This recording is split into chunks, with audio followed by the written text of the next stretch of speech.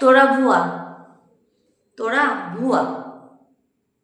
এই তোরা ভুয়ার মাধ্যমে আজকে আমি জানাতে এসেছি যৌগিক বাক্য, সহজ একটা যৌগিক বাক্যের নিয়ম।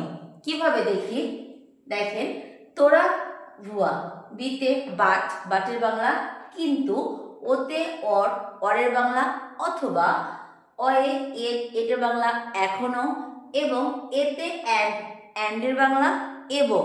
এই যে দেখেন, বিতে বাট, বাট মানে কিন্তু, ওতে অর, অর মানে অথবা, এতে এট মানে এখনো, এতে অ্যান্ড, অ্যান্ড মানে এবং।